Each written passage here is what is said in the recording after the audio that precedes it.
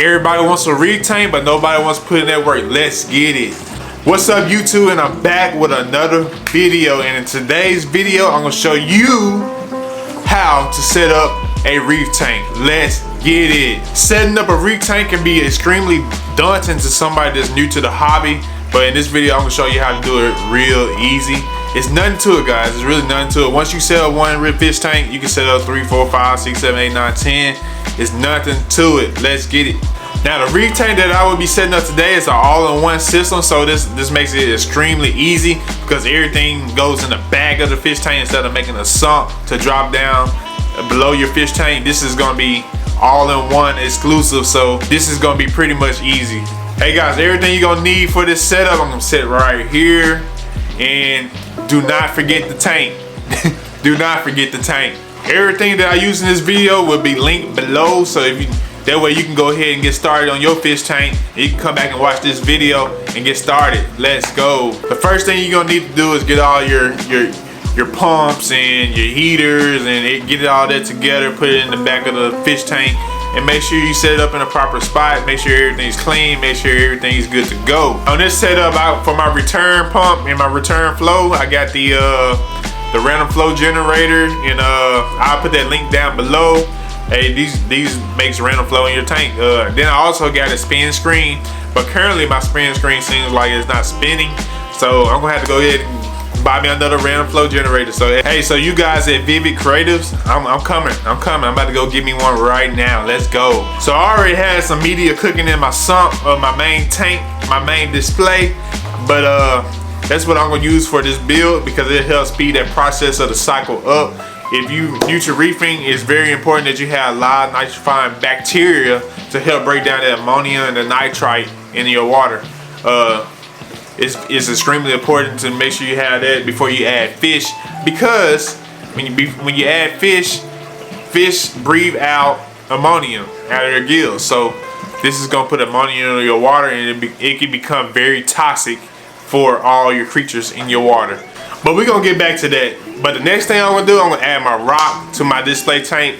Lucky for me, one of my co-workers ended up giving me this nice, I don't know what type of rock it is, but it's already kind of shaped up into like an aquapore branch. This is what I'm gonna use for this tank. And I got some more live rock I'm gonna pull out of my main display that's been cooking, and we're gonna set it up. Setting up your Aquascape can be easy. It's really supposed to be fun. So usually what I do, I just stack mines. I stack mines because I feel like I might not like it later on. So I just stack my stuff, and I stack it carefully because I don't want anything to fall over in the tank. And if you want to attach your rocks together, it's you can go out and get some epoxy from Bulk Reef Supply, or I'll put a link down below, or you can get some super glue, and you can make some nice rock structures out there. Guys, I have seen some nice rocks aquascapes out there on Instagram. You want some ideas about what type of rockscape you want, the best place to check is Instagram. Go check out Instagram. Matter of fact, while we on Instagram, go follow me on Instagram, Random Black Reefer. Let's go. Now, a lot of folks ask is, do you put the sand first or the rock first? Me, I prefer putting the rock first, because if you have like a pistol shrimp or something that likes to be under, your rock, you don't want that falling down and crushing that creature. So it's very important to me to put your rock first. I've seen other reefers be very successful putting sand first. But anyways, in this build, I'm not gonna do sand at all. This is gonna be my first build where I do a sandless tank. So we gonna see. Now, you might be wondering why I'm not putting sand in this tank, and I'll let you know. That's because I'm planning on doing an all SPS tank, and I need the maximum flow. And if you have maximum flow with sand, it'll start a sandstorm into your tank, and I cannot have that. So that's the main reason why. And then the detritus build up. I ain't saying sand is bad, but in this build I'm gonna go sandless. This is my first build without the sand, guys. So after you get your rock structure set up, make sure you go ahead, if you're putting sand in your tank, make sure you go ahead and add that sand now. Make sure it's nice and flat, and make sure it just looks, make sure you take your time with it, guys. It's supposed to be fun, so take your time with it, design something nice. Then that's when you can move on to the next step. So the next step in the process is to pour in your salt water. Guys, the is a reason why we're doing saltwater hobby, so to make sure the water is salt water. And you can make your own salt water, but you're gonna need you a RODI system to plug up, and you know, it'll get all your it get all the things out of your water that we drink, that us humans need, but your corals don't need. So guys, if you want salt water and you don't have this system, just go to your local fish store, and they usually have a RODI system in the back of their shop, and they probably charge you, I forgot how much my LF is charged, but yeah, you can buy water from them, and it's no biggie. So that's where you can get your water from. Once you get your water in, go ahead and get that flow started. As you can see in my tank is a little foggy. That's because I had a little calc washer at the bottom of the bucket, and yeah, that got into the water. But that's no biggie. You know, calc washer is good for the calcium intake of your corals. It'll probably help my calcium out in the long run. So yeah, once you have that water in that tank and that flow's going, and you got your pump on, you got your heater on, go ahead and start adding your nitrifying bacteria. The nitrifying bacteria is gonna come in a little bottle. Now, if you start your tank with all live rock, you might not need to do this, but I do it anyways. So go ahead and add that nitrifying bacteria. That way you can go ahead and get the cycle process started. For my nitrifying bacteria, I usually use Fritz. This is a pretty good one. Actually, your tank, I noticed my tank cycles faster with the Fritz.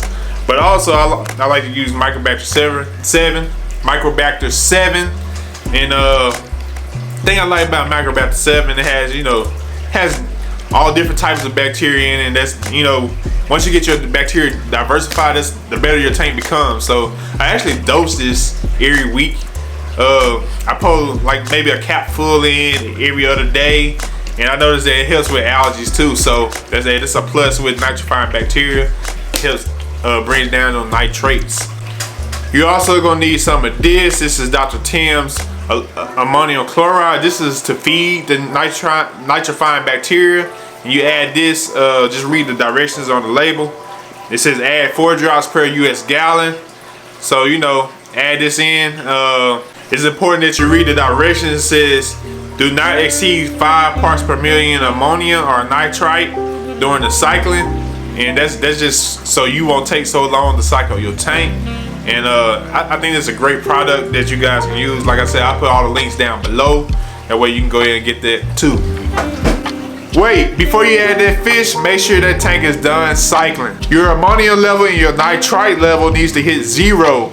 So before you put that brand new fish in and make that fish suffer, make sure your levels are down. Because the last thing you want is to turn your tank into Finding Nemo, telling your kid that you can't find Nemo and he's hiding in the back, when, you know, we know the truth. Now, I'm setting my lights up right now, but it's very important that you don't turn your lights on too soon, especially if you don't have like live rock or something like that.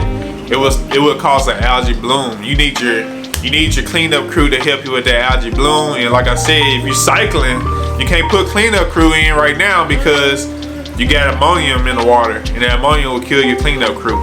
So the lights I'm going for in this build is the Night Cruise 150 watt, and the reason why I'm doing such a powerful light is because I'm doing an all SPS reef tank, and SPS love that light. I heard good things about this light, and then, you know, it's a little friendly on the budget, so I just thought I was gonna give it a try, guys. So we'll see. I'm gonna come back and give you a monthly review on the Night Cruise 150, and I'll let you know how it goes. So after you get all this set up, it's time to sit back and enjoy your tank. Yeah, I know there ain't much to look at, but look, when I first set up my first reef tank, I think I stared at it, that empty water box, at least for 3 hours.